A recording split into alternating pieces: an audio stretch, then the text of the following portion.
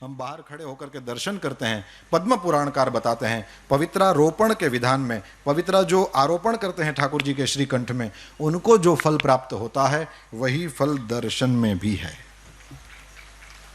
अब जो मेरे पास समय है उसमें मुझे जो मुख्य कहना था वो कहूँगा, तुलसी की महिमा सुनाऊंगा, क्योंकि तुलसी हमारे जीवन में हमारे साथ एकदम सटी हुई है और उसका हमको रोज काम पड़ता है, तो हम उसके साथ रहते हैं, इसलिए तुलसी जी की कुछ बातें आपको बताऊंगा।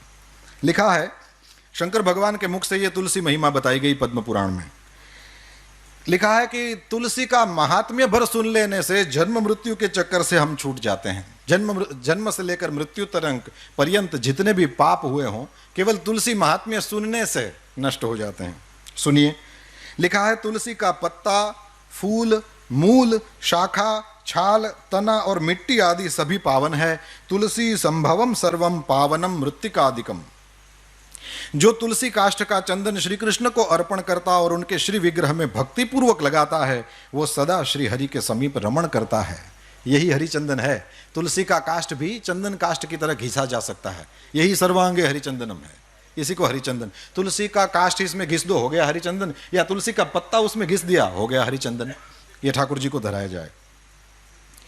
जो तुलसी काष्ठ की आग से, तुलसी की जो सूखी लकड़ियां हैं उसको ऐसे ही कचरा समझकर फेंक न दें, इसका भी उपयोग है। लिखा है जो तुलसी काष्ठ की आग से भगवान के लिए दीप जलाए, तो कान खोलकर सुनिए, उसको 10 करोड़ दीप दान का फल मिलता है।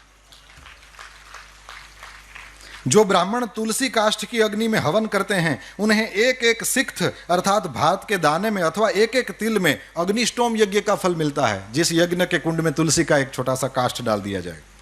फिर लिखा है तुलसी की लकड़ी की आंच से तैयार किए हुए नैवेद्य का थोड़ा सा भी अन्न भगवान केशव को अर्पण किया जाए तो वो मेरु के समान अन्नदान का फल देने वाला होता है।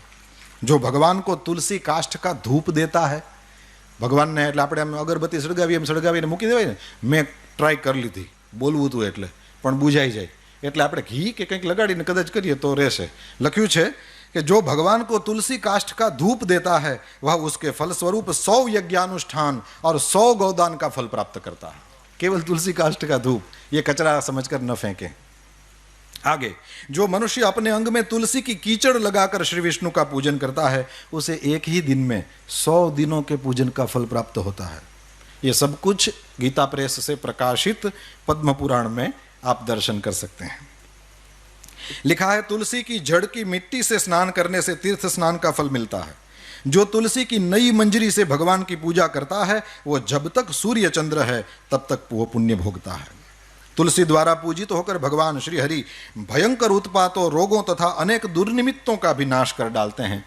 फिर लिखा है प्रतिदिन तुलसी दल से पूजा करेगा कोई व्यक्ति भगवान की तो वह धनवान होता है। तुलसी की मूर्ति संपूर्ण सिद्धियों को प्रदान करने वाली है। फिर लिखा है पार्वण श्राद्ध के अवसर पर श्रावण मास में तथा संक्रांति के दिन तुलसी का पौधा लगाना ये अत्यंत पुण्यदायी है। तुलसी की जड़ में ब्रह्मा जी रहते हैं, मध्य भाग में भगवान जनार्दन रहते हैं और मंजरी में रुद्रदेव का निवास है, इसलिए शायद मंजरी रुद्रदेव को चढ़ती है।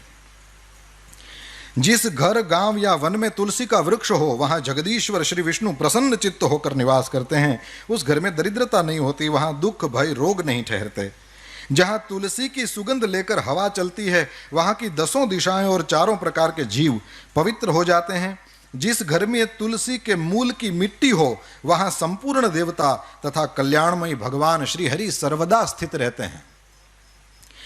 विशेषतः, अब ये थोड़ा अनजान सा लगेगा पर सुनेंगे तो बड़ा आनंद आएगा। लिखा है विशेषतः शिव मंदिर में यदि तुलसी का वृक्ष लगाया जाए तो उसमें से जितने बीज तैयार होते हैं, मंजरी और मंजरी जब सूख जाए तो उसमें से बीज तैयार होते हैं, उसी को बो दें। आपको कहीं उसके पौधे लेने जाने की जरूरत नहीं, अपनी ही तुलसी से बार बार आप अपना तुलसी का पौधा नया कर लेंगे।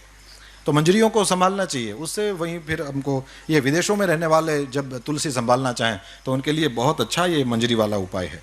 तो लिखा है कि शिव मंदिर में यदि तुलसी का वृक्ष लगाया जाए तो उसमें से जितने बीज तैयार होते हैं, फिर कान खोल के सुने, उतने ही युगों तक मनुष्य स्वर्गलोक में निवास करता है। भगवान के समीप पृथ्वी तल पर तुलसी लगाने से सदा वैकुंठ की प्राप्ति। तुलसी सर्वत्र पवित्र है और पुण्य तीर्थों में वो अधिक पावन मानी गई है। और फिर लिखा है कि तुलसी वृक्ष के बगीचे का दर्शन और स्पर्श कर लेने मात्र से भी ब्रह्म हत्या आदि पाप नष्ट हो जाते हैं। जिनका मृत शरीर, अब थोड़ी और्ध्वदेहिक बातें भी कर लें और फिर मैं पूरा करूंगा। लिखा है जिनका मृत शरीर तुलसी काष्ठ की आग से जलाया जाता है वे विष्णु लोक में जाते हैं। ये जब से मैंने पढ़ा है, मैं जहां भी पहुंचता हूं, किसी की अर्थी वगैरह को देखता हूं, अपने घर से तुलसी काष्ठ ले जाता हूं या वहां कहीं खोज करके उसमें डाल देता हूं। इसमें सबसे पहली मेरी दादी माँ थी। मैंने जब पढ़ा तो उसके बाद सबसे पहली जो भगवान के धाम में गई वो मेरी दादी थी, और मैंने उसी इस वचन को याद करके तुलसी काष्ठ कर दिया। मैंने कहा वह तो वैसे ही जाएगी, हवेली में जिंदगी भर ठाकुर जी की सेवा करने वाली क्यों वैकुंठ में नहीं जाएगी, वो तो यहाँ थी तब भी वैकुंठ में थी। तो ये करने जैसा है, ये हम कर सकते हैं, इसलिए मैं कह रहा हूं जिनका मृत शरीर तुलसी काष्ठ की आग से जलाया जाता है वे विष्णु लोक में जाते हैं।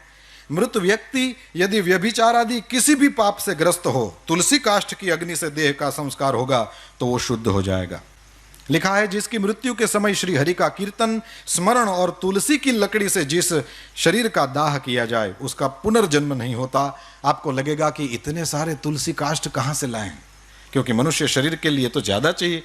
तो यहां लिख दिया है यदि दाह संस्कार के समय अन्य लकड़ियों के भीतर एक भी तुलसी काष्ठ हो तो करोड़ों पापों से युक्त होने पर भी मनुष्य की मुक्ति हो जाती है। तुलसी काष्ठ से मिश्रित होने पर सभी काष्ठ पवित्र हो जाते हैं। वैसे श्मशान में यदि कभी जाना हो तो लिखा है कि श्मशान का वो जो मृतक अग्नि है, चिता जब जलाई जाए तो मृतक जो अग्नि है उसमें से जो धुआं उठता है, वो धुआं यदि स्पर्श कर जाए तो लिखा है कि जन्म भर किया हुआ पुण्य खत्म हो जाता है। अब यहां और कुछ लिखा है, यदि तुलसी का स्पर्श करा दिया जाए तो क्या होगा। लिखा है जिस अग्निशाला या श्मशान में घी के साथ तुलसी काष्ठ की अग्नि प्रज्वलित होती है वहां जाने से मनुष्यों का पातक भस्म हो जाता है। उसमें पुण्य भस्म हो जाने की बात है, यहां पाप भस्म हो जाने की बात आई।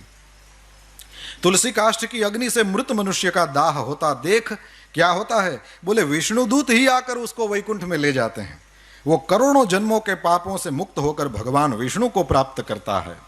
जो मनुष्य तुलसी काष्ठ की अग्नि में जलाए जाते हैं उन्हें विमान पर बैठकर वैकुंठ में जाते देखकर देवता उनके ऊपर पुष्पांजलि चढ़ाते हैं।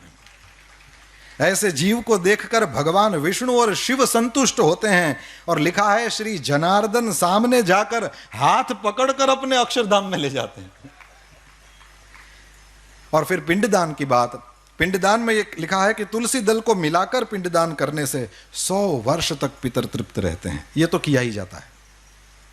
तुलसी वन की छाया में पितरों को तर्पण करना चाहिए।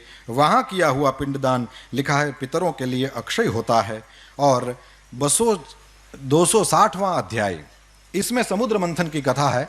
और समुद्र मंथन की कथा में नई बात लिखा है, महालक्ष्मी जी प्रकट हुई, फिर चंद्रमा प्रकट हुए, और पद्म पुराण का वचन है कि चंद्रमा प्रकट हुए जो हम सबके मामा हैं।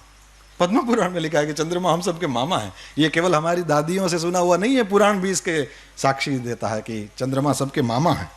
अब मैया है महालक्ष्मी जी, श्री जी, और मामा हो गए ना।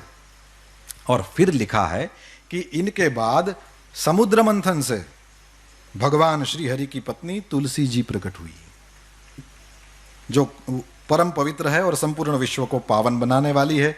जगन माता तुलसी का प्रादुर्भाव श्री हरि की पूजा के लिए ही हुआ है। और सच में कभी भी श्री हरि का दर्शन करिए, मंगला के बाद जब ऋषि कुमार ठाकुर जी को सजा देते हैं पुष्पों की मालाओं से, तो उनके चरणों का फिर दर्शन नहीं होता। वो इसलिए नहीं कि नहीं कराना चाहते, लेकिन इसलिए कि उसमें तुलसी से वो दोनों चरण अच्छा देते रहते हैं। अंत में श्री राजेंद्र दास जी महाराज के द्वारा सुनी हुई एक बात कह करके पूरा करूंगा। उन्होंने कहा कि तुलसी जी क्यों इतनी ज़्यादा चढ़ाई जाती हैं। बोले इसलिए चढ़ाई जाती हैं कि तुलसी की जो मंजरी होती है, उस मंजरी में सफ़ेद छोटे छोटे फूल होते हैं, उसमें से कोई सुगंध आती है। मैंने तो कोशिश करी, लेकिन मेरी इस प्राकृत नासिका को उसमें से कोई गंध नहीं मैं प्राप्त कर सका। उतना पता नहीं मेरा पुण्य नहीं होगा, पर उसमें से जो सुगंध आती है, महाराज जी ने कहा, श्री राजेंद्र दास जी महाराज ने कहा कि वही सुगंध श्री राधा जी, श्री श्री जी के शरीर से आती है, और इसलिए ठाकुर जी को तुलसी जी ज़्यादा पसंद है।